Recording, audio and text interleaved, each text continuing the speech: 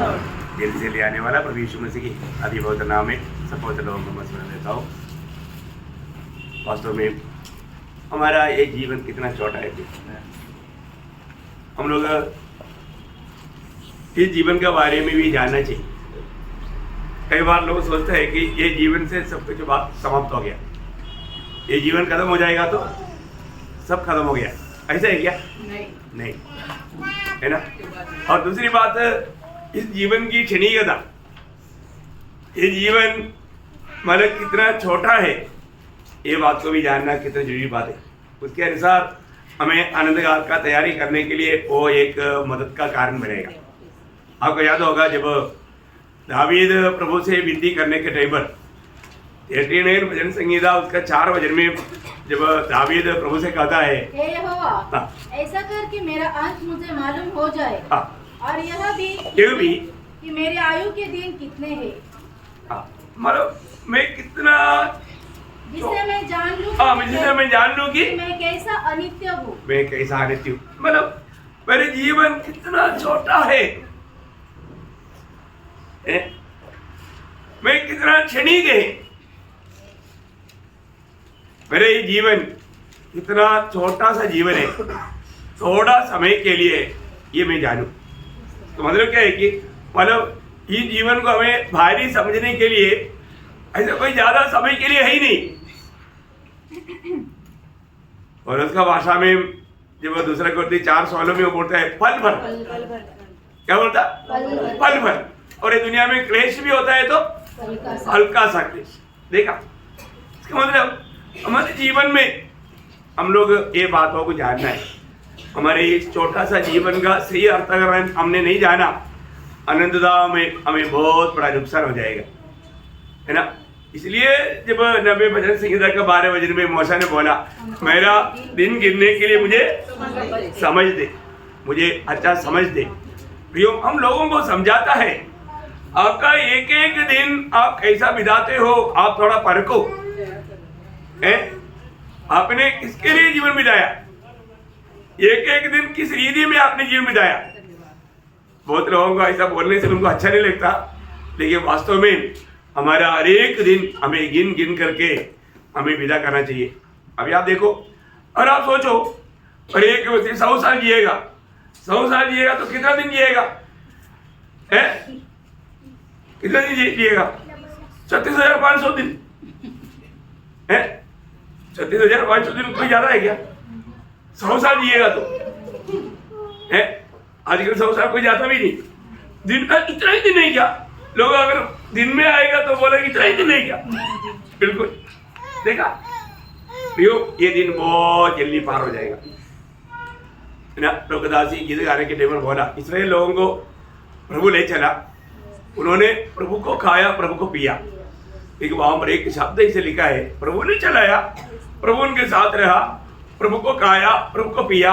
लेकिन 12 ऐसा दिया 5 वचन में जब पढ़ता है, परंतु परमेश्वर उनमें से बहुतों से प्रसन्न न हुआ। हाँ प्रियो, ये एक बहुत बड़ी बात है। प्रभु चलाया, प्रभु उनके साथ रहा, प्रभु को खाया, प्रभु को पिया, तभी भी बहुतों में प्रभु प्रसन्न नहीं रहा।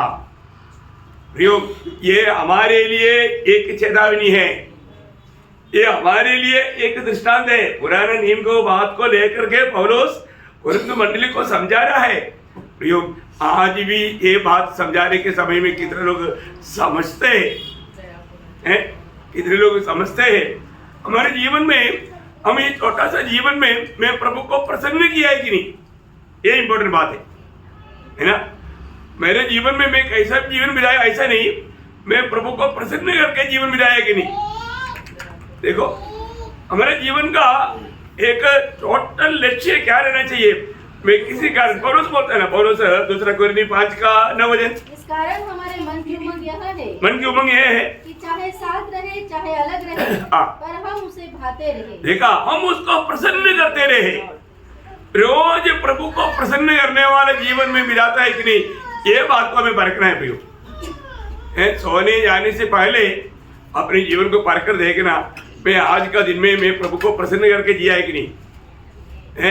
पर नहीं तो क्या फायदा है। बहुत बड़ा हमें हम परदेशी है, हमारा ये यात्रा बहुत थोड़ा समय का है। इस परदेशी यात्रा में हम प्रभु को प्रसन्न करके जीना भी, हमारा स्वदेश जो भी नया जन्म पाया है उनका स्वदेश स्वर्ग है। हमें वो स्वर्गीय नागरिक की नायंद हमारे प्रभु को प्रसन्न करके इस जीवन में ये दुनिया में जीना है।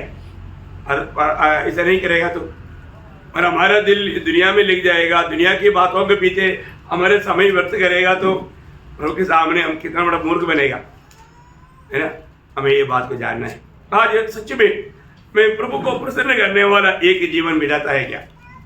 प्रभु हमारा अनुकूल नहीं है तो हमारा आगे कैसे हम बढ़ सकता है ना। प्रभु को प्रसन्न करने के लिए प्रभु ने हमें दुनिया से अलग किया है।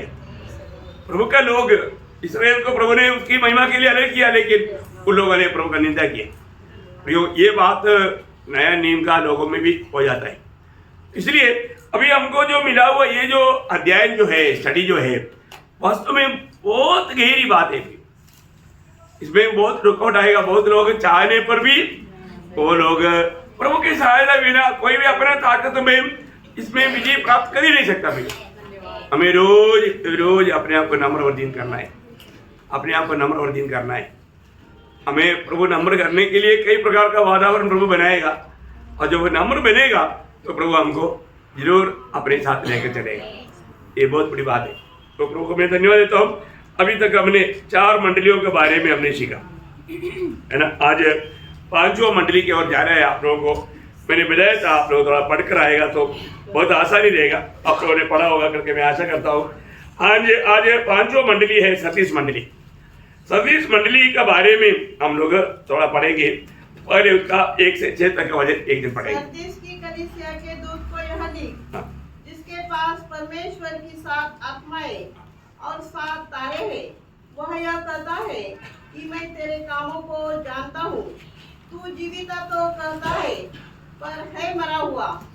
जागृत हो और उन वस्तुओं को जो बाकी रह गई है और जो मिटने को है उन्हें दृढ़ कर, क्योंकि मैंने तेरे किसी काम को अपने परमेश्वर के निकट पूरा नहीं पाया। इसलिए स्मरण कर कि तूने कैसी शिक्षा प्राप्त की और सुनी थी, और उसमें बना रह और मन फिरा। यदि तू जागरूक न रहेगा तो मैं चोर के समान आ जाऊंगा, और तू कदापि न जान सकेगा कि मैं किस घड़ी तुझ पर आ पड़ूंगा। पर हाँ, सरदीस में तेरे यहाँ कुछ ऐसे लोग हैं जिन्होंने अपने अपने वस्त्र शुद्ध नहीं किए। वे श्वेत वस्त्र पहने हुए मेरे साथ घूमेंगे, क्योंकि वे इस योग्य है। जो जय पाए उसे इसी प्रकार श्वेत वस्त्र पहनाया जाएगा, और मैं उसका नाम जीवन की पुस्तक में से किसी रीति से न काटूंगा, पर उसका नाम अपने पिता और उसके स्वर्गदूतों के सामने मान लूंगा। जिसके कान हो वह सुन ले कि आत्मा कलीसिया उससे क्या कहता है। बहुत प्रार्थना के साथ रहना है, मतलब बहुत बड़ी बात है प्रियो हमारे जीवन में। मतलब यहाँ पर अभी तक हमने जब 4 मंडली के बारे में जब पढ़ा, उसमें 5वां मंडली का कितना एक अलग दर्जा आप लोगों ने ध्यान से पढ़ा हुआ लोगों को अभी समझा होगा, है ना। देखिए यहाँ पर उसका बारे में और एक बार पढ़िए। सरदीस की कलीसिया के दूत को यह लिख, जिसके पास परमेश्वर की 7 आत्माएं और 7 तारे हैं, वह ये कहता है कि मैं तेरे कामों को जानता हूँ। तो जीवित तो कहलाता है पर है मरा हुआ। देखिए बहुत एक मतलब दूसरी मंडली से बोलने वाला रीति में यहाँ पर बात नहीं, एकदम सारी अवस्था बदल गया। अब देखिए, है ना। और आपको मालूम है प्रभु यीशु मसीह का जो अंगवर्णन किया था, उस अंगवर्णन 7 मंडली को बताने के समय में शुरुआत में ही प्रभु बोलता है, और वो मंडली की अवस्था जान करके बोलता है, क्योंकि एक एक मंडली का अलग अलग अवस्था है ना। जब एफेसुस मंडली से जब बोला, दूसरा अध्याय का 12 वचन में क्या बोला था? जो 7 तारे अपने दाहिने हाथ में लिए हुए और सोने की 7 दीवटों के बीच में फिरता है, वो यह कहता है कि मैं तेरे काम। अभी बोलने का अर्थ मतलब प्रभु का अवस्था, प्रभु की अवस्था उस पहला मंडली में प्रभु का एक प्रबंध जानना उनके लिए बहुत जरूरी था। प्रभु उनको कैसे संभालता है, मंडली प्रभु का हाथ में कैसा सुरक्षित है ये बात उनको समझाना था, क्योंकि शुरुआत का मंडली मतलब इस विषय में, क्योंकि शुरुआत में भी बहुत प्रतिकूल होते रहा, और जब पूर्ण मंडली की ओर आया तो उसका दूसरा अध्याय का 8 वचन, जो प्रथम और अंतिम है, हाँ जो मर गया था बस अभी प्रथम और अंतिम बोलने का अर्थ क्या है कि कष्ट में पूर्ण में एकदम निचुड़ा जाता था उस समय में उनके लिए प्रथम और अंतिम मतलब जीविता है, मतलब मैं तुम्हारे साथ है, वो बात बोल करके उनको प्रोत्साहन करना जरूरी था। और परगमुस मंडली में जब आया तब प्रभु ने क्या बोला, उसका 12 वचन, जिसके पास 2 धारी और तेज तलवार है, वो यह कहता है कि मैं जानता हूँ कि तू वहाँ रहता है। हाँ देखो, तेज तलवार वाला, इसका मतलब क्या है कि वो मंडली का भी गिरावट में आ गया। क्या हो गया? गिरावट में आया, इसलिए परमेश्वर न्याय करेगा, इस बात में चेतावनी दिया। और तुयथैरा मंडली उसका 18 वचन, परमेश्वर का पुत्र जिसकी आंखें आग की ज्वाला के समान और जिसके पांव उत्तम पीतल के समान है, वो यह कहता है। बस इसका मतलब क्या? इसका मतलब विश्वास त्यागी मंडली, तुयथैरा मंडली पूर्ण रूप में विश्वास त्यागी बना, उनको परमेश्वर बोलता है कि मैं तुझे परख करके न्याय करेगा। देखो, एक एक मंडली को प्रभु का अंगवर्णन के बारे में बोलने के टाइम पर कुछ भी सीधी में बोल करके उनसे प्रभु बातें करता है। अभी यहाँ पर आपको मालूम है, यहाँ पर प्रभु का बारे में बोलता है, प्रभु मतलब 7 पटा, मतलब क्या बोलता? उसके पास परमेश्वर की 7 आत्मा 7 आत्मा है, मतलब यहाँ पर वहां बोलता है कि 7 आत्मा है और 7 तारे हैं। देखा, ये 7 आत्मा का वर्णन इससे पहले भी 2 बार आया है ना?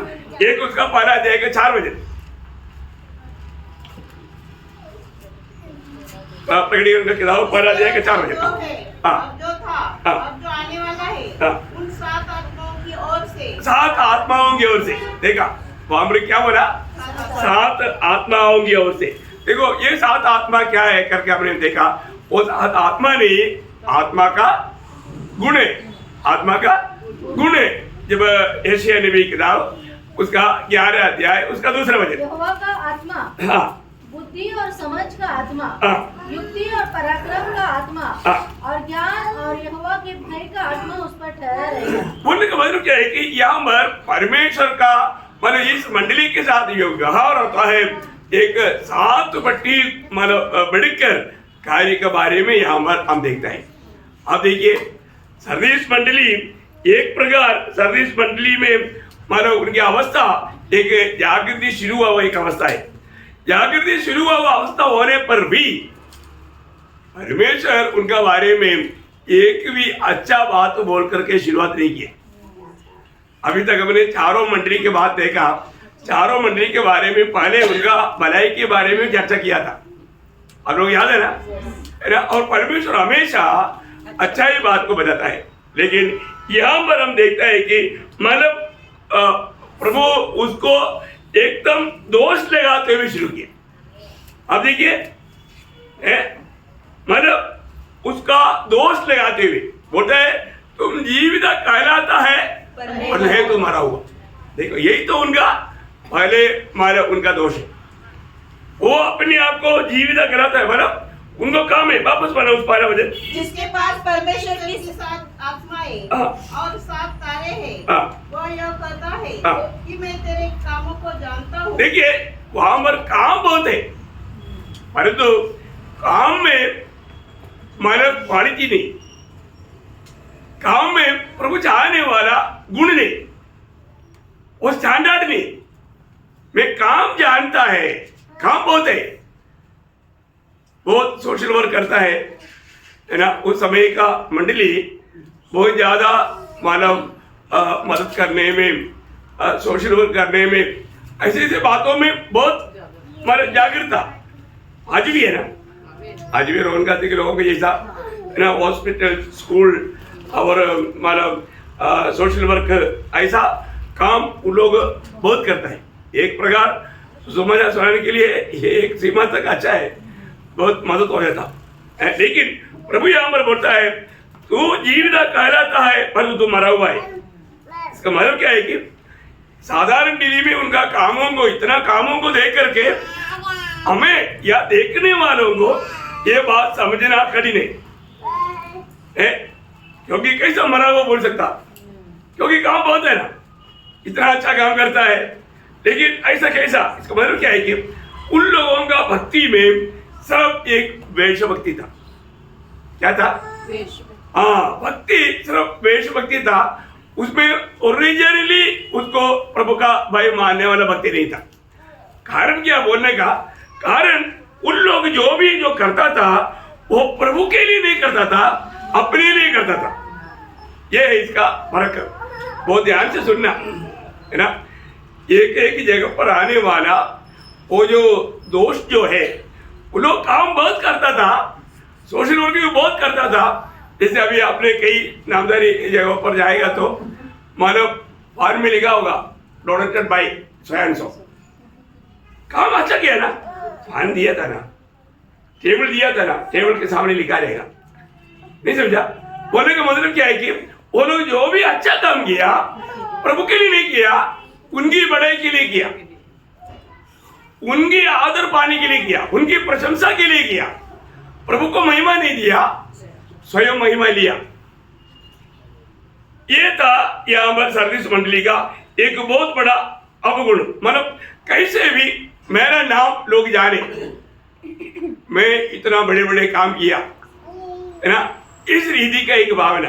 ये तो ये लवोदिकिया पीरियड में भी कई लोगों के दिल में ऐसा बात अगर आ गया तो वो सर्विस मंडली का अनुरूप बन गया। तो यहाँ पर हम ये बात को मतलब कोई भी प्रकार का सिस्टमैटिकली होने वाला बहुत बातें सर्विस मंडली में होता था। और जो भी अभी मतलब हर साल कन्वेंशन, उपवास प्रार्थना, मतलब प्रचार, जो भी बात होता, और जो होने के पीछे का लक्ष्य प्रभु का महिमा नहीं था। प्रियो, स्वर्ग ये बात को देखता है। हमारा प्रभु सबसे पहले हमारा हर एक बातों का स्रोत देखता। तो यहाँ पर उन लोगों का एक बहुत बड़ा बात, वो लोग उस बातों को दिल से नहीं किया, प्रभु की महिमा के लिए नहीं किया, वो मनुष्य के सामने अपने आप को धर्मी दिखाने के लिए ये सब परिश्रम करते थे। इसलिए उसका दूसरा वजह, जागृत हो और उन वस्तुओं को जो बाकी रह गई है और बिकने को है, उन्हें ढूंढ कर, क्योंकि मैंने तेरी किसी काम को अपने परमेश्वर के निकट पूरा नहीं पाया। देखा, इसका मतलब क्या है प्रियो? सर्विस मंडली का एक प्रकार सीधा बोलेगा तो मेन बात अगुआ निद्रा में था, क्योंकि प्रभु ने क्या बोला? जागृत हो। किसको बोला? अगुआ को। अगुआ सोया हुआ है तो बाकी लोगों का अवस्था क्या रहेगा? सब सोया रहेगा। अब देखिए, पहली बात तो प्रभु यहाँ पर एडवांस में बोलता है, तुम जागृत हो जाओ, तुम उड़ो, तुम जगो। मतलब अभी आपको मालूम है, अगर मंडली एक सोया हुआ अनुभव में जाएगा तो वो मंडली प्रभु के लिए कोई काम का है नहीं। प्रियो, निद्रा हमेशा हमें बहुत धोखा देता है। आत्मीय जीवन में एक अच्छा प्रभु का महिमा होना है तो प्रार्थना, जिस मंडली प्रार्थना का मंडली नहीं है वहां पर प्रभु का सामर्थ्य का कार्य नहीं हो सकता। ये बहुत इंपॉर्टेंट बात है। मैं इसलिए मेरा बहनों के लिए मैं प्रभु को बहुत धन्यवाद देता हूँ। मैंने बहुत बार बोला, आप लोग संगति भी शुरू होने से पहले थोड़ा आकर के थोड़ा 2 मिनट भी प्रार्थना करो। बहन लोग करता है, लेकिन हमारे भाई लोगों में अभी तक वो निद्रा से बाहर नहीं आए। बहुत दुख की बात है। मैं आपको बोलता हूँ, बहाना मत बोलना। इधर आने वाला इकट्ठा होकर के आप लोग उस दिन का संदेश के लिए भी प्रार्थना करना चाहिए। फिर है तो मतलब जिसका कार्य है वो सुनेगा, समझेगा। बहुत बड़ी इंपॉर्टेंट बात है प्रार्थना। हर बात तो में जरूरी बात है फिर, और जहां पर प्रार्थना है वहां पर विजय है ना। किस्मना भागों में भी 6 लोगों को बोलने के टाइम पर मत्ती की सुसमाचार उसका 26 अध्याय का 41 हो जाए। मत्ती उसका 26 अध्याय का 41। रहो और प्रार्थना करते रहो कि तुम परीक्षा में न पड़ो। देखा, तुम परीक्षा में ना पढ़ने के लिए क्या करना? जागते हुए प्रार्थना करना। बहुत बड़ी बात है। हमारे जीवन में जागते हुए प्रार्थना करना, आज भी बहुत लोगों का व्यक्तिगत प्रार्थना जीवन में बहुत सुखापन है, फैमिली प्रेयर सुखापन में है, मंडली की प्रार्थना में बहुत लोग एक सुखापन के अनुभव में है। वो व्यक्ति आत्मीय जीवन में बेल पकड़ नहीं पाएगा। हमारा आत्मीय जीवन में बेल पकड़ने का सबसे मेन बात प्रार्थना जीवन है। प्रार्थना बोलेगा तो एक विश्वासी के लिए जीवन का श्वासोच्छ्वास है। ये बात हर एक बहुत लोग जानना। और आप सोचो, आप श्वास बंद किया तो मृत्यु, मतलब बहुत लोगों का आत्मिक मृत्यु हो चुका है, आत्मिक मृत्यु हो चुका है। अभी अंत समय में भी ऐसा कई रीति में मतलब एक निद्रावस्था आ सकता है। मतलब दुनिया की बातों में ज्यादा जोर शैतान दे सकता है। जब लूका का समाचार उसका 21 अध्याय का 34 से 36 पढ़ना। इसलिए सावधान रहो, हाँ, ऐसा ना हो कि तुम्हारे मन कुमार और मध्यवालेपन और इस जीवन की चिंताओं से सुस्त हो जाए। इस जीवन की चिंताओं से सुस्त हो जाए। अभी इसका मतलब क्या है कि कई रीति में विश्वासियों को मतलब सुस्ती या एक निद्रा धीमा करने के लिए मतलब अवस्था बन जाएगा। अंत समय में यह अवस्था आएगा। क्या क्या बात है वापस 34 सावधान रहो, ऐसा ना हो कि तुम्हारे मन कुमार और मतवालेपन और इस जीवन की चिंताओं से सुस्त हो जाए। देखा, जीवन की चिंता, ये तीन बातों में होकर के सुस्ती पड़ने का ज्यादा से ज्यादा मतलब मौका है। इसलिए आगे, और वह दिन तुम पर फंदे के समान अचानक आ पड़े, क्योंकि वह सारी पृथ्वी के सब रहने वालों पर इसी प्रकार आ पड़ेगा। इसलिए जागते रहो और हर समय प्रार्थना करते रहो कि तुम इन सब आने वाली घटनाओं से बचने और मनुष्य के पुत्र के सामने खड़े होने के योग्य बनो। प्रियो, सबसे बड़ी बात है हमारा प्रभु के आगमन निकट करके जाने के बाद में हमें कितना अच्छा उत्साह के साथ तैयारी में रहना चाहिए। इस जीवन में हमें कहीं ना कहीं मानव परीक्षा में गिरा करके हमको आत्मीय जीवन की दौड़ में सुस्त करने के लिए विरोधी कोशिश करेगा। विरोधी का जो भी बात रहेगा वो बात एक प्रकार मानव हमें क्या करेगा, हमें कैसे भी दुनिया की मोहों में गिराने के लिए कोशिश करेगा, है ना।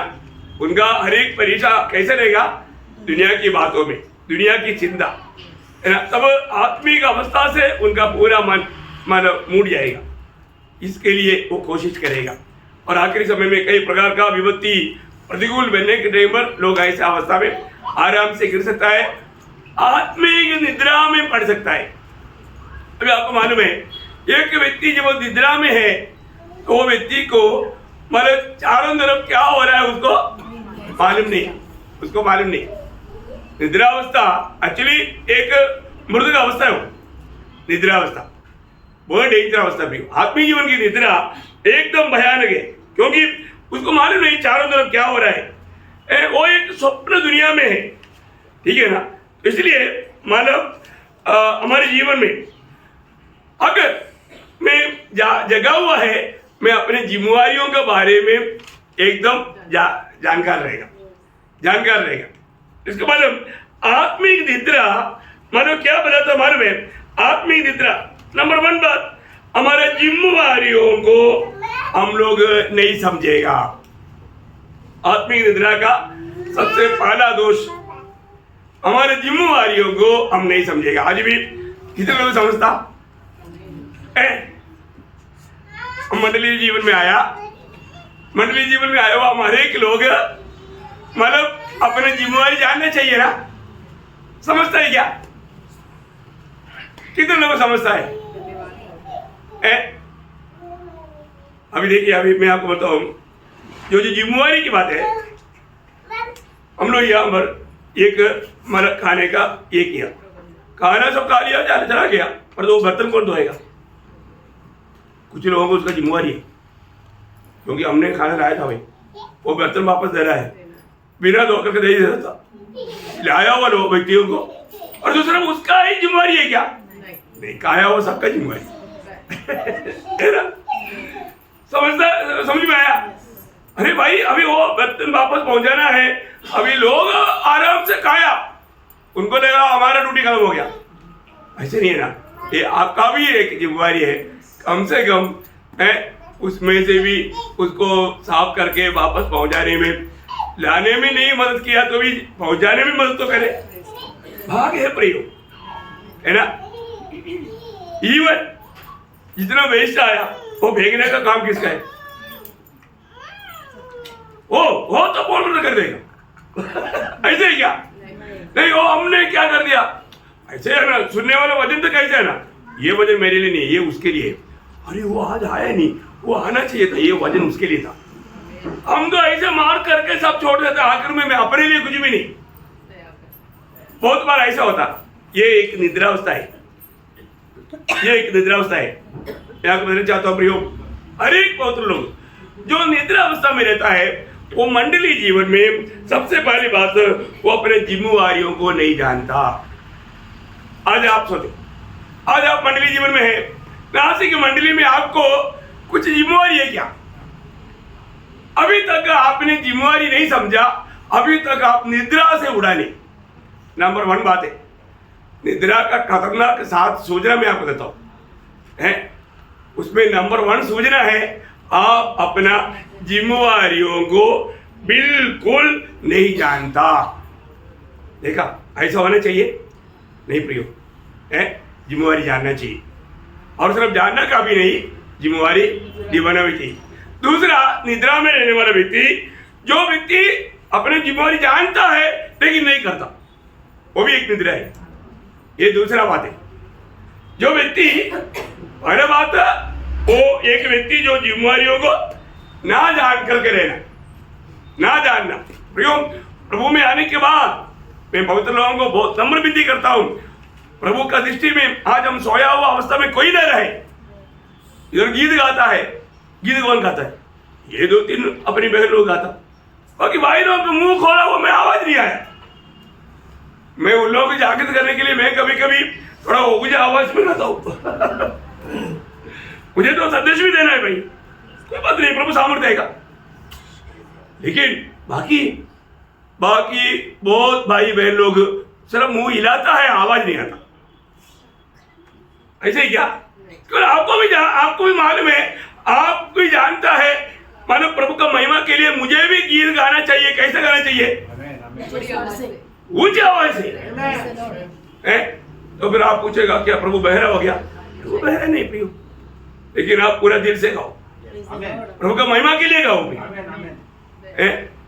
ऐसा अभी आपको मालूम है, अभी मुझे इतना मालूम है कि जब शुरुआत के दिनों में जब कोई भी गाना किसी को आता भी नहीं था, मुझे उस समय में कैसे गाना पड़ता था। मैं तो चलिए जिम्मेवारी जिसका भी हो उसको मालूम है उसका तकलीफ क्या होता है। ठीक है, मतलब आप लोग इस प्रकार का अवस्था में आएगा तो आपको समझेगा। ओके, तो बोलने का अर्थ क्या है कि अभी ये दूसरा गलती है, वो व्यक्ति आत्मिक निद्रा में है। वो व्यक्ति आत्मिक निद्रा में कौन? जो लोग अपनी जिम्मेवारी जानता है ना। अभी हम बोलता है अब बाइबल पढ़ो भाई, रेफरेंस पढ़ो, इधर 2-3 लोगों का है जिम्मेवारी, बाकी आप लोगों का जिम्मेवारी नहीं क्या? अरे उड़ा के पढ़ो ना, उनकी नाम पर मतलब लिख करके ठेका दिया है क्या? नहीं है ना है? वो उनको पढ़ रहे दो, वो उधर इनाम भी उनको लेने दो, ऐसा बोलना है। उधर तो चाहिए। हाँ, ऐसा ना करो प्रियो, ऐसा ना करो। देखो, ये एक निद्रा अवस्था है, आत्मीय जीवन की निद्रा अवस्था को आप समझो। आप काम पर जाने अनजाने निद्रा में है। तीसरी बात मालूम है, मतलब उनको आत्मिक बातों में उलझाई नहीं, यानी आत्मिक बातों में उलझाई नहीं, दुनियादारी की बातों में भागने भागेगा, और जो आत्मिक बातों में उलझा कम है। ये एक निद्रा अवस्था का व्यक्ति की बात है। उधार पाने के बाद निद्रा अवस्था में गिर गया वो एक व्यक्ति की बात है, उसको आत्मिक बातों में उलझा के नहीं। दुनिया की बात अभी इधर भी ऐसा है ना, आत्मिक बात बोलने के टाइम पर कितने लोग आराम से हो जाता, और दुनिया की बात आ गया तो जागृत, वो कहानी उनको याद रहेगा, वजन याद नहीं रहेगा। देखा, आत्मिक बातों में बाइबल पढ़ने में उलझा नहीं, मतलब संगति में नहीं आया तो भी कम से कम प्रभु ने यूट्यूब की तरह संदेश भेजा है, उसको सुनने के लिए उत्साह नहीं, कथा कहानी सुनेगा, फालतू बातों में टाइम पास करेगा। प्रियोम, ये एक निद्रावस्था है। एक निद्रावस्था में रहने वाले व्यक्ति का तीसरा चिन्ह है, वो व्यक्ति आत्मीय विषयों में उसको बिल्कुल खुशी नहीं होगा। संगति में आओ बोलना पड़ता, आमंत्रण पत्र देना पड़ता, आमंत्रण देना पड़ता विश्वासी को, वो आत्मिक निद्रा में है।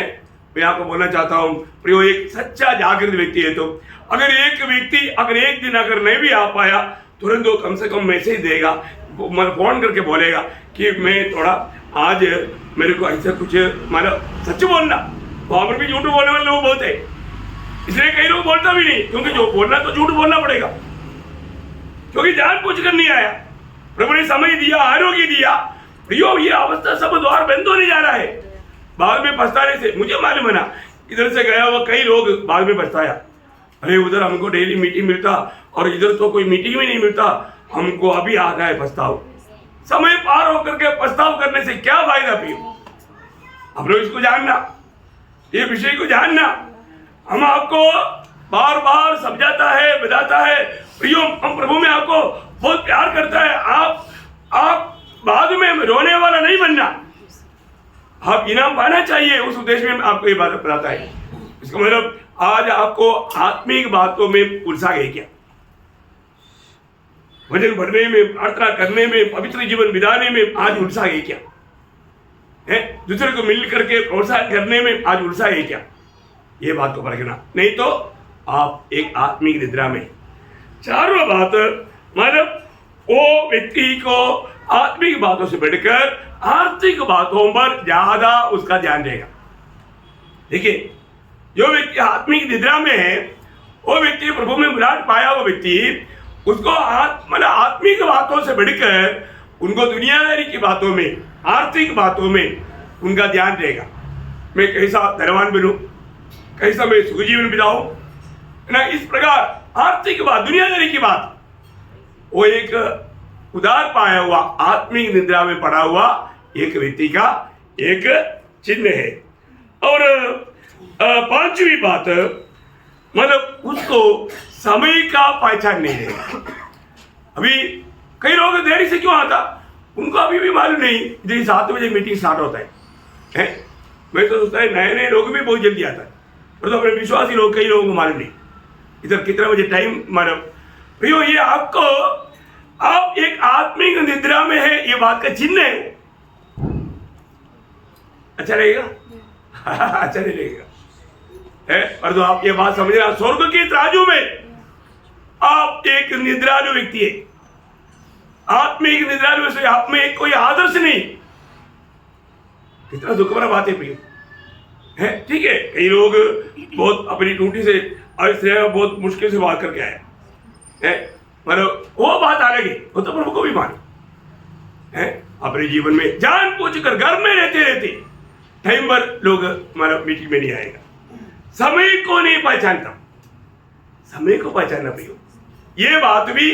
और समय दुनिया की बातों के लिए समय देगा, आत्मिक बातों के लिए कम समय देगा। समय को नहीं जानता, समय कैसे इस्तेमाल करना नहीं जानता, उसको बोलता है आत्मिक निद्रा। सबको समझ में आ रहा है ना? किसी को बुरा तो नहीं ले रहा है भाई, बहुत गहरी बात मैं आपको बता रहा हूँ। आत्मिक जीवन में ये समझ करके हमारे जीवन में कहीं भी लंगड़ापन है तो सुधारने के लिए बोलता हूँ।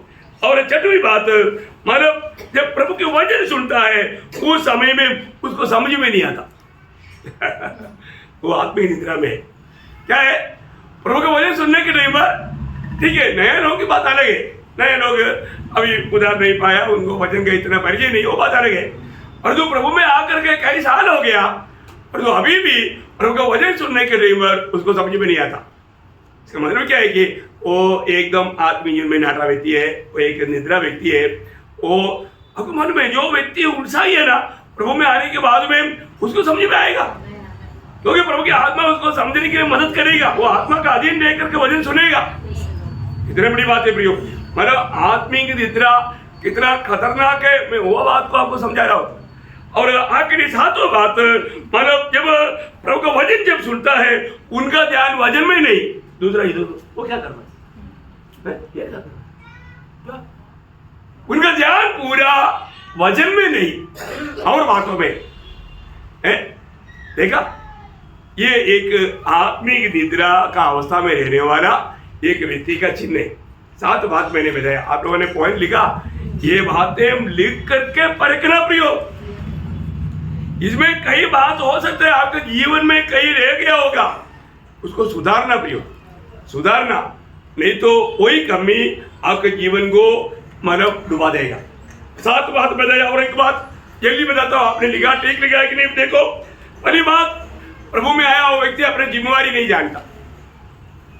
अभी आपको मैं बताता ना, अगर मैं अभी बताऊं, अभी तो अपन तो किसी का नाम ले लेता है, चलो आइए हम अपने आंखें बंद करें, एक दिन प्रार्थना करें, एक भी नहीं करें,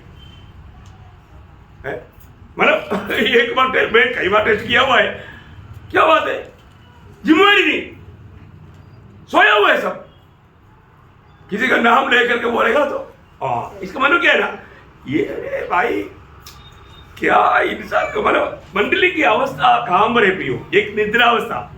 इसलिए प्रभु का निंदा ना होने के लिए किसी ना किसी का नाम नहीं लेता है। मैं आपको बताना चाहता हूँ, ऐसा मैंने कई बार ये बात को भी परखा है, हो ही नहीं है, सब चुप रहेगा, फिर देरी के बाद में फिर बोलना पड़ता, अच्छा भी नहीं लगता। मैं आपको बताना चाहता हूँ प्रियो, एक निद्रा अवस्था, जिम्मेवारी जानना प्रियो, एकदम फायर होना चाहिए ना, एकदम हाथ होना चाहिए। प्रभु की महिमा के लिए इन बातों में कितना उत्साह चाहिए, लेकिन लोग उसके लिए उत्साही नहीं तो एक ही व्यक्ति सब करेगा, कितना बड़ा गलत बात है।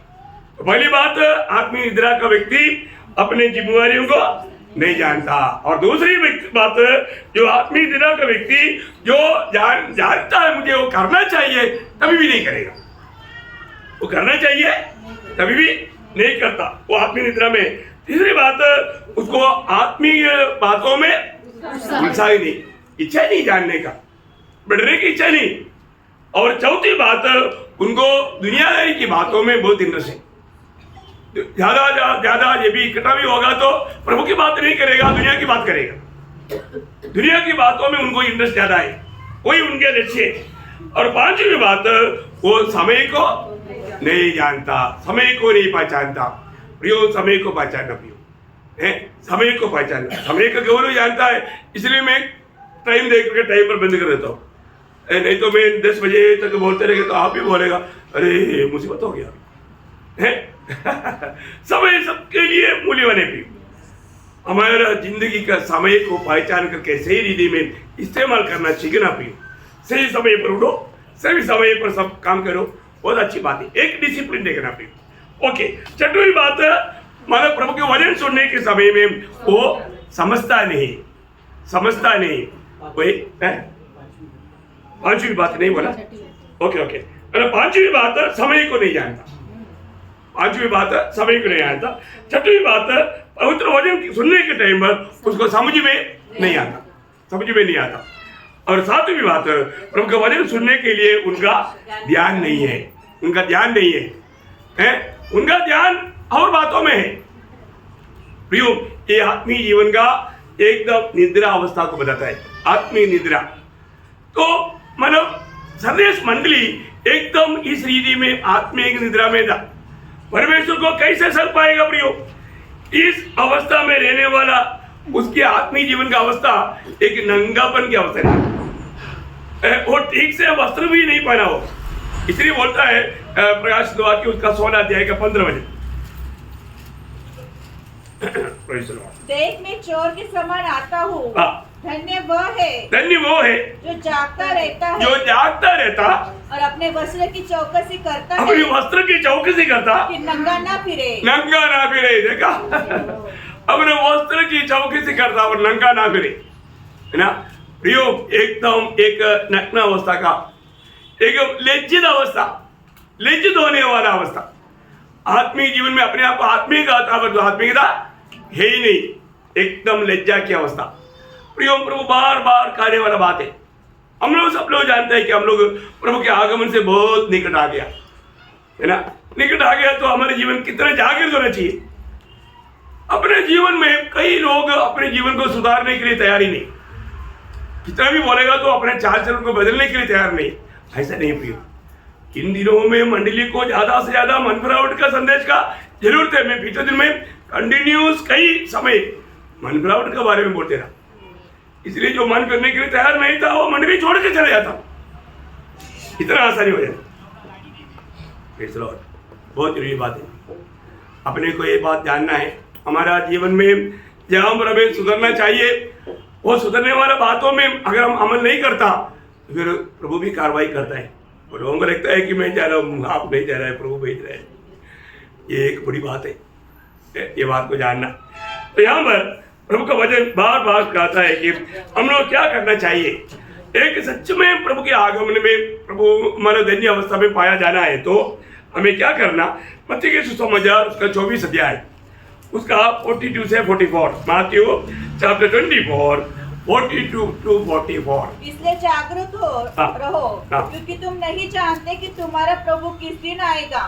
परंतु ये जान लो कि यदि घर का स्वामी जानता होता कि चोर किस पहर आएगा तो जागता रहता और अपने घर में सेज लगने न देता। इसलिए तुम भी तैयार रहो क्योंकि जिस घड़ी के विषय में तुम सोचते भी नहीं हो उस घड़ी मनुष्य का पुत्र आ जाएगा। ओ देखो, ये चेतावनी आज का पीढ़ी का हमारे लिए है प्रियो, क्योंकि हम प्रभु के आगमन की इतना निकटता में रहने वाले लोग हैं। इसलिए हमें कैसे होना चाहिए, हमें कितना जागृत होना चाहिए, हमें कैसे तैयार होना चाहिए। वही बात लूका जब बताता है, थोड़ा सा फर्क है उसमें, मरकोस का 13 अध्याय 33 से 37 तक पढ़ना। Mark chapter 13 33 to 37। जागते और प्रार्थना करते रहो क्योंकि तुम नहीं जानते कि वह समय कब आएगा। देखा, तुम नहीं जानता, कोई भी जानता है क्या? नहीं, तुम नहीं जानता। यह उस मनुष्य की सी दशा है जो परदेश जाते समय अपना घर छोड़ जाए और अपने दासों को अधिकार दे और हर एक को उसका काम बता दे और द्वारपाल को जागते रहने की आज्ञा दे। देखो, प्रभु ने ये सब बात हमको बताया ना। मैं आपको बताना चाहता हूँ, नासिक मंडली को प्रभु ने क्या नहीं समझाया भाई, कितना अच्छा रीति में समझाया, हर एक लोगों को उसका काम समझाया। प्रभु ये सब काम कर दिया, फिर भी अगर हम जागृत नहीं रहा, कितना दुखदायी बात है, कितना दुखदायी बात है। देखो, हमारे जीवन में हमारे जिंदगी का एक ही मकसद हमें बचाया हुआ हमारे प्रभु का महिमा होना चाहिए। इसके अलावा कोई भी बात, कोई भी लक्ष्य हमारे जीवन में नहीं होना चाहिए। आगे बढ़िए। इसलिए जागते रहो क्योंकि तुम नहीं जानते कि घर का स्वामी कब आएगा। सांझ को जागते रहो बोलेगा तो जो भी बात है, जो भी कार्य दिया है वो काम करते रहना। अभी आपने 7 बात सुना ना, वो 7 बातों में मेरे जीवन में कोई नींद का अवस्था है क्या? मैं आपको बोलता हूँ, सबको बहुत बात दिखाई देगा। फिर वो व्यक्ति को जागता हुआ अनुभव में आना है तो क्या करना पड़ेगा? करना पड़ेगा, बात मानना पड़ेगा। अगर सब लोग मानेगा तो नासिक मंडली कैसे रहेगा मालूम है? पूरा देश हिल जाएगा, नासिक पूरा पलटी हो जाएगा अगर आप थोड़ा जागृत हो जाए सब लोग, है ना। हम एक दूसरे को प्रोत्साहन करना प्लीज, अपनी इस बातों को समझो, इसको हल्का ना छोड़ो, है ना। क्योंकि सर्विस मंडली के समय में जागृति की शुरुआत हुआ तो भी इस प्रकार नींद में रहने के कारण, काम को नहीं समझने के कारण वो सही जागृति में नहीं आया। बहुत बड़ी बात है, अपने को ऐसा होना चाहिए। और आगे, ऐसा ना हो कि वह अचानक आकर तुम्हें सोते पाए। और जो मैं तुमसे कहता हूँ वही सबसे कहता हूँ, जागते रहो। देखा, ये कुछ लोगों के लिए है क्या? नहीं, सबके लिए संदेश है, उधार पाए हुआ सबके लिए संदेश है। प्रियो, हम लोग सब लोग ये बात को जानना, हम लोग जब ये दुनिया में रहता है तो हमको प्रतिकूल है। ये दुनिया का ईश्वर शैतान, जब पहला पत्रोस 5:8 में पत्रोस बोलता है सचेत रहना और जागते रहना। देखा, इसका मतलब जागते रहने का अर्थ आप रात को भी नहीं सोना, ऐसा ही क्या? नहीं, वो बात नहीं, आप सो जाओ, लेकिन आप अपनी जिम्मेवारियों को भूल करके जीना नहीं, है ना। नेहमिया जब वहां पर दीवार बनाने के लिए गया और मतलब स्नान लेने के टाइम तक तलवार अपने पास रखा है। सोने के टाइम पर साथ में जाएगी नहीं। लड़ाई के मैदान में रहने वाले लोग सोने के टाइम पर भी मैं आपको बोलता हूँ शू तक नहीं खोलता, हथियार एकदम रेडी पोजीशन में अपने साथ रख करके सोता। हमने सोया ना है, तो हम लोग कहाँ पर है? लड़ाई के मैदान में। तो वहां पर बोलता है तुम्हारा विरोधी सचेत रहो और जागते रहो क्योंकि तुम्हारा विरोधी शैतान। कई लोगों को मालूम नहीं हमारा विरोधी है करके, सब लोग हमारा मित्र है। शैतान को भी मित्र बनाए। लोग वजन बोलता है शैतान को अवसर ना दो, है शैतान को अवसर ना दो, और तो शैतान को भी अवसर दिया हुआ है। शैतान खुश है। शैतान आज बहुत लोगों के बारे में बोलता है स्वयं सो वो मेरा मित्र है, क्योंकि वो बिल्कुल मेरे को कोई तकलीफ नहीं देता, क्योंकि वो कभी सुसमाचार रहता नहीं, प्रार्थना करता नहीं, टाइम और मीटिंग में जाता नहीं। देखो वो जितना तक मेरी बात मान करके चलता है, मेरे को उससे कोई परेशानी नहीं। कौन बोलता? शैतान। ऐसे व्यक्तियों के बारे में प्रभु का दिल में कितना दुख रहेगा भाई, है? प्रभु ने कह दिया है करके उसको मालूम नहीं, प्रभु की निंदा हो रहा है वो भी उनको मालूम नहीं। कितना दुखदायक बात है, बहुत दुखदायक बात है। बहुत से प्रभु के लोगों के जीवन में अभी तक थोड़ा भी सुधार नहीं, दुख भी, बहुत दयनीय बात है। यहाँ पर प्रभु का वचन कहता है शैतान क्या करता? कि तुम्हारा विरोधी शैतान गरजने वाले सिंह के समान इस खोज में रहता है तो किसको फाड़ खाए। देखो जो भी निद्रा में है उसको फाड़ खाएगा, है ना। बहुत बड़ी बात है, जो भी निद्रा में है उसको फाड़ खाएगा। देखा निद्रावस्था कितना खतरनाक है। इसलिए और उस एफेसुस पत्र को एफेसुस का लोगों को लिखने के टाइम पर एक बात काश उड़ाकर बोलता है, मतलब एफेसियों 5 अध्याय उसका 14 वचन। इस कारण वह कहता है हे सोने वाले जाग। जागेगा तो क्या होगा? है मसीह तुम पर चमकेगा, प्रभु का प्रकाश तुम पर आएगा। अगर तुम जागृत होगा तो बोलेगा तो अपने जिम्मेवारियों को समझ करके उस प्रकार तुम करेगा तो अलर्ट हो जाएगा। तो प्रियो प्रभु में आने के बाद ऐसा निद्रावस्था में नहीं जाना। वो प्रभु का दिल को बहुत दुख है ना।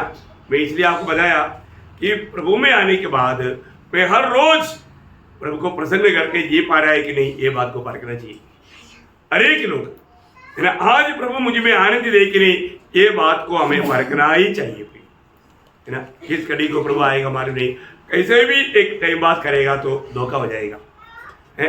हम दुनिया के रीति में हम संगति में जाता है, वचन सुनता है, या ऐसा नॉर्मल काम करते रहेगा, उसमें प्रभु प्रसन्न होगा नहीं। प्रियो प्रभु ने रखा वो स्टैंडर्ड हमारे में होना चाहिए। यहाँ पर मानो एक सच्चा चेला मानो क्या करना चाहिए, उसका एक प्रोत्साहन का वजन, ये वजन बहुत गौरव का है। आप लोग बहुत ध्यान से सुनना। हम और मसीह लोग बहुत लोग सोता होगा और संगठना के लोग सोता होगा, परंतु आप संगठना से धर्म से सबसे फर्क है, क्योंकि आप प्रभु का शरीर का अवयव है। इसलिए बाकी लोग एक सुंदर चेतावनी पहला थिस्सलुनीकियों 5 अध्याय का 6 वचन में पौलुस देता है। पहला थिस्सलुनीकियों चैप्टर 5:6। इसलिए हम दूसरों के समान सोते न रहे। देखा, दूसरों के समान बोलने का तो बहुत लोग सो रहा है और उनके समान सोते ना रहे, पर जागते और सावधान रहे। जागते और सावधान रहे, जागते और सावधान रहे। अभी अगर आप सो जाता है नुकसान क्या होता है ये भी जानना चाहिए ना। सोएगा तो क्या क्या नुकसान होगा, सोया हुआ लोगों का नुकसान मैं उठाकर पहले कहता हूँ। आप लोग उस बात को भी थोड़ा ठीक से जानेगा तो सोने का मतलब गड़बड़ी कितना भयंकर है वो आप जानेगा। नंबर 1 बात, मतलब न्यायों का किताब 16 अध्याय के 19 वचन में एक व्यक्ति का सोने की अवस्था के बारे में बोलता है। होने मालूम है बड़ा एक हीरो है, परंतु वो जीरो बन गया। अच्छा एक हीरो आखिर में जीरो बना, उसका नाम है शिमशोन। कहाँ सोया? दिलीला का गोद में सोया। आप देखिए बहुत बड़ी बात है। अभी ये शिमशोन एक नासिर मृद का व्यक्ति था, नासिर मृद का व्यक्ति, और बाद में अलगवाई पाना चाहिए था, अलगवाई में रहना चाहिए था, और दो शिमशोन ने क्या किया? अलगवाई तोड़ दिया, अलगवाई तोड़ दिया और जाकर के एक दलीली की गोद में सो गया। आप देखा क्या लाभ मिला? दोनों आंख चला गया और दुश्मन का चक्की पीसने लगा। उनके लिए एक गुड़िया बना, तमाशा बना। देखा क्या बना? तमाशा बना। कहानी आपको मालूम है, इसलिए मैं ज्यादा वहां पर पढ़ा करके विस्तार से बोलने की जरूरत नहीं। प्रियो, जो एक आत्मिक जन नहीं सोना चाहिए, उनकी नींद उसके लिए कितना बड़ा नुकसान लाया है। उनका दोनों आंखें फिलिस्तीनियों ने तोड़ दिया, रोशनी नष्ट कर दिया और कैदी बनाया, जंजीर से बांधा, और उनको आटा पीसने के लिए एक चाहिए था, तो अच्छा ताकतवर व्यक्ति को मिला। खूब आटा पीस करके उन्होंने रोटी बनाकर खाया। देखा कितना भयंकर बात है। कारण क्या है? सो गया। क्या हो गया? सो गया। प्रियो, हम बहुत मूल्यवान बातों का नुकसान करेगा सोने से।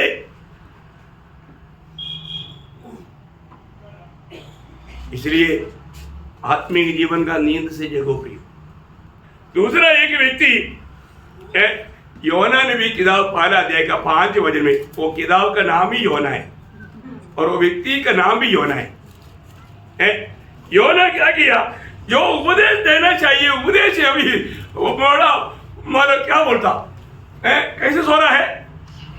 हम लोग बोलता है ना, कैसे सोता? भयंकर रीति में खरटा मार कर सो रहा है।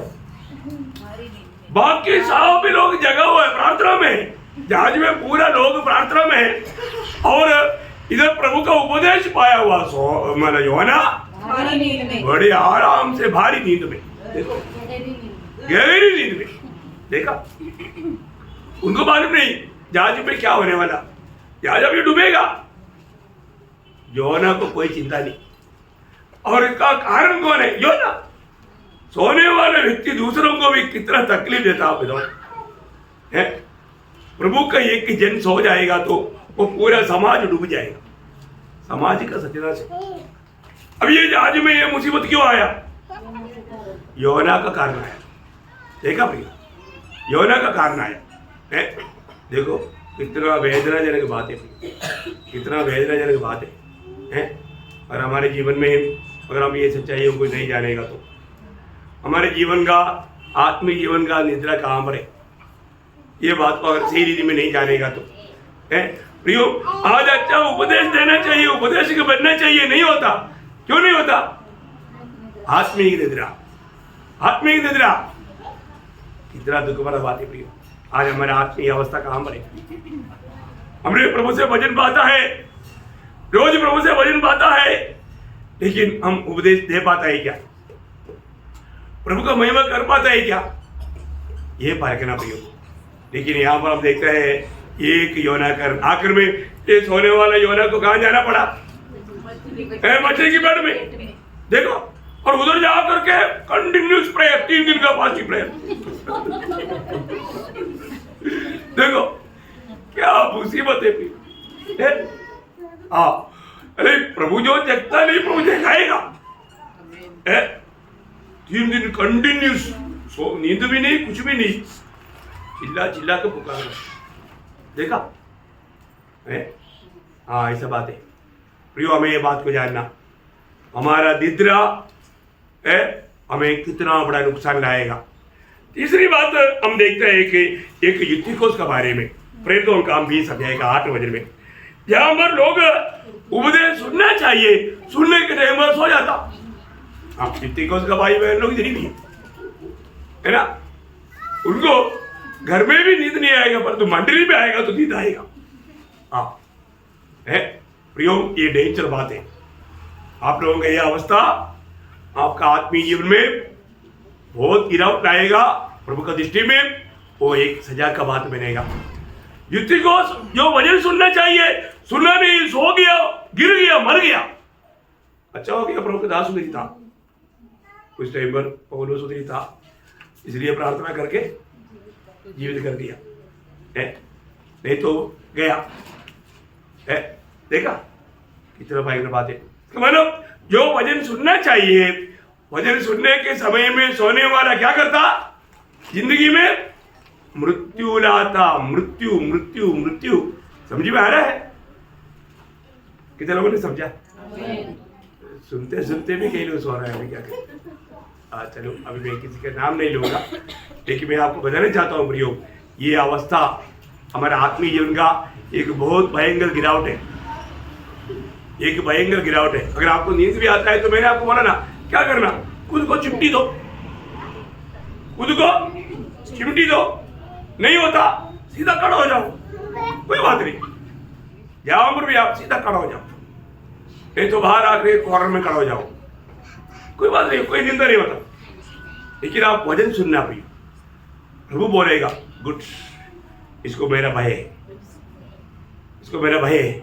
इसलिए उसने, क्योंकि आपको मालूम है ना, शरीर कैसे भी मानो हमें हमारा कमजोरियों को जान करके शैतान क्या करेगा, हाँ वो तकलीफ आएगा, लेकिन हमें उसके ऊपर विजय पाना है, विजय प्राप्त करना। और चारों एक व्यक्ति एलिया, देखो बहुत बड़ा प्रभु का दास है, ये यहाँ पर सेवकाई करना चाहिए। अभी यहाँ पर झाड़ का मानो नीचे जाकर सो रहा है। जब पढ़ राजा 19 अध्याय का 5 वचन, 1 किंग चैप्टर 19 वर्स 5, पे सारा वचन इसलिए नहीं पढ़ा रहे आपको, आपको मालूम। अभी यहाँ पर सेवकाई करना चाहिए, वो सेवक अभी सोया हुआ अवस्था है। कितना दुखदायी बात है। प्रभु ने हमें नियुक्त किया हुआ सेवका के बारे में हमें कितना जानकारी चाहिए और वो कितना जिम्मेवारी के साथ निभाना चाहिए। परंतु एक समय की धमकी में डर करके, भाग करके, थक करके अभी जा करके सोया हुआ है। प्रियो, जिस समय में सेवकाई करने का, उस समय में सोने वाला अवस्था एक दुखदायी अवस्था है।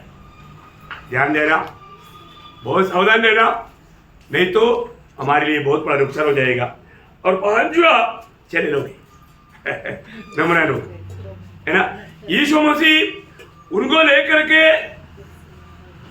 गेत्सेमने बारी में गया और उधर जाकर उनको समझाया और उनको बोला, आप लोग मेरे साथ। आपको मालूम है वो झुंड को प्रभु ने अलग अलग कर दिया, तो इनको बोला तुम लोग क्या करना, उसका मती उसका 26 का 40। फिर उसने चेलों के पास आकर उन्हें सोते पाया और पतरस से कहा, क्या तुम मेरे साथ एक घड़ी भी न जाग सके? देखा, एक घड़ी भी नहीं जाग सका।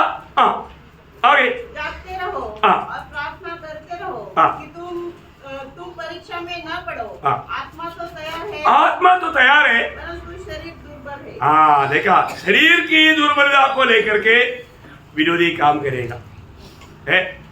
मैं आपको बताना चाहता हूँ प्रियो, जब भी हम प्रभु की उपस्थिति में जब आता है, हम लोग पूर्ण रूप में जागृत होना चाहिए, जागृत होना चाहिए।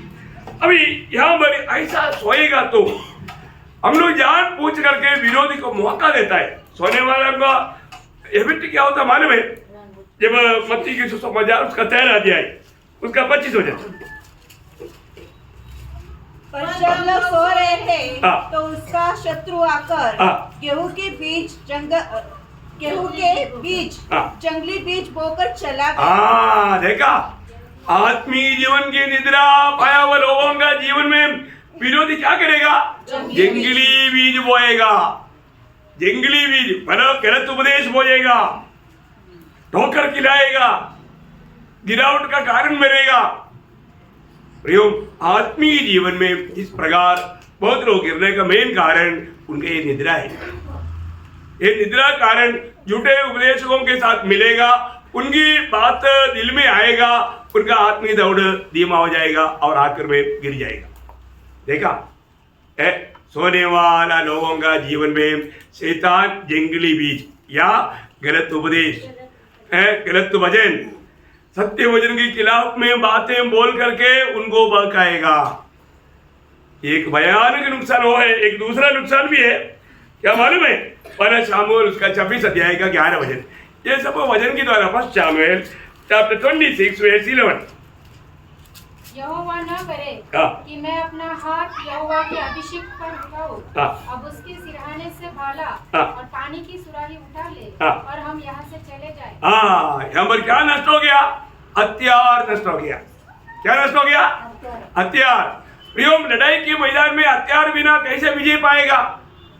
अरे यहाँ पर शाऊल के पास में जो हथियार था वो लेकर गया, कारण क्या है? सोया हुआ था, सोया हुआ था। देखा, केवल सोया हुआ लोगों से हथियार छीन लिया जाता, उन लोग हथियार रहित बन जाता, उन लोग लड़ाई के मैदान में कोई काम का नहीं रहता, वो विजय कभी नहीं पा सकेगा। इसका मतलब आपको ये बात भी समझ में आया होगा करके मैं आशा करता हूँ। प्रियो, और कोई लोग आत्मीय निद्रा में है तो हम लोग आत्मीय निद्रा में नहीं जाना चाहिए। अगर जाएगा तो हमें इस प्रकार का 5 चेतावनी मैंने आपको दिया। एक शिमशोन की बात बताया, जहां पर अलगुवाई चाहिए था, अलगुवाई तोड़ने के कारण उसका जीवन में नुकसान आया। जहां पर अलगुवाई और तो लोगों को कैसे होना चाहिए?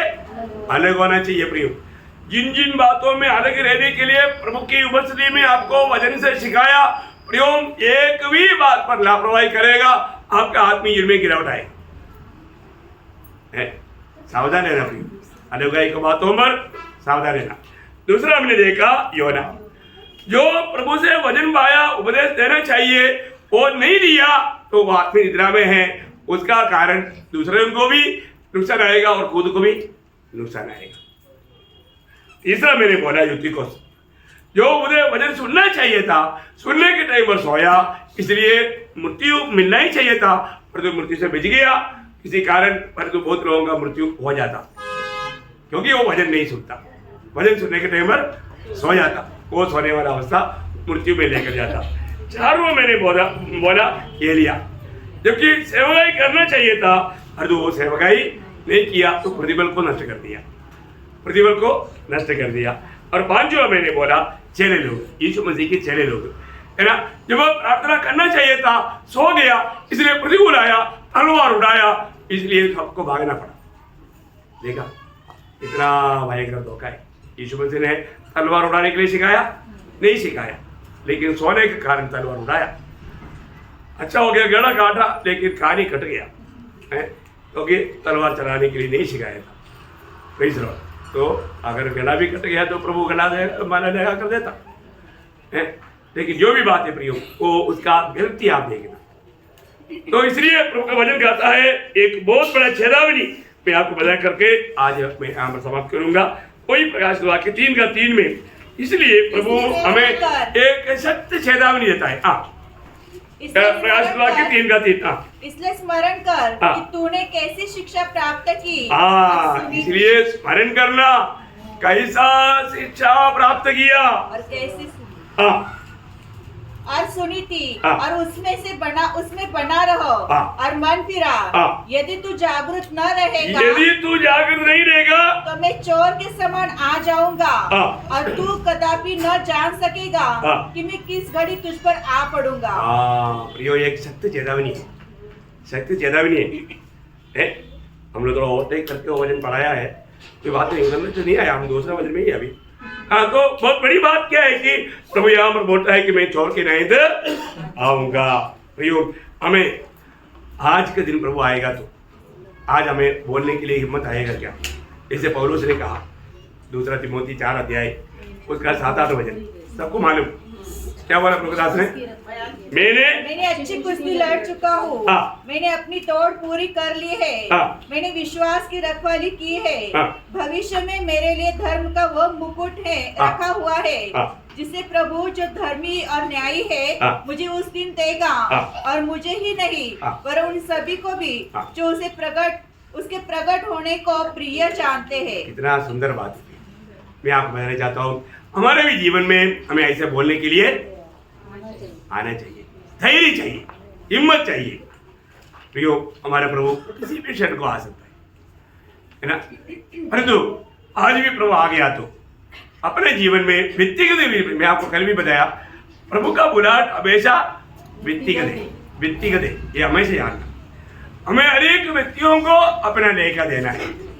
इसलिए अपने को आज अगर प्रभु आ गया तो ऐसा हमें बोलना चाहिए, मैंने अच्छा कुश्ती लड़ा, मैंने मेरे विश्वास को रिकवारा किया, है ना, मैंने मेरी दौड़ को मैंने पूरा किया। अभी मैं वो धर्म की मुकुट पाने के लिए जा रहा हूँ। सिर्फ मेरे लिए नहीं, उस पर विश्वास किया सबको मिलेगा। बहुत बड़ा संदेश है ना। इसलिए आज भी प्रभु आ गया तो यदि आज हमने सुना हुआ बातों में हमारे जीवन में कुछ ना कुछ प्रभु जरूर छू करके बात करता है। प्रियो, प्रभु ने छुआ हुआ बातों को हमें प्रभु के सामने कबूल करके मन फिरना भी। आज बहुत टाइम से लोगों ने मन नहीं फिरा, मन फिरना भी। रोज हम सुनने वाला वचन के अनुसार हमें मन फिरना चाहिए, और मन फिरेगा तो प्रभु हमें विजय जरूर देगा। तो इसलिए प्रभु के अनुग्रह से कल वापस आप दूसरा वचन से वापस पढ़ करके आना। बहुत बातें सब इस मंडली से हमें सीखना बाकी है। तो प्रियो, आज मेरा व्यक्तिगत जीवन आज काम बने, आत्मिक जीवन में माना कहीं आत्मिक निद्रा मेरे जीवन में हुआ है क्या? जैसे मैं प्रभु में बढ़ना चाहिए वो बढ़ा है क्या? निद्रा में रहने वाला व्यक्ति का 7 अवस्था मैंने आपको बताया। जरूर मैं आशा करता हूँ आप लोगों ने वो पॉइंट लिखा होगा, जरूर पर्सनली ये बात को परखना, और यदि कम में पाया जरूर मन फिरना और प्रभु के सामने समर्पण करना।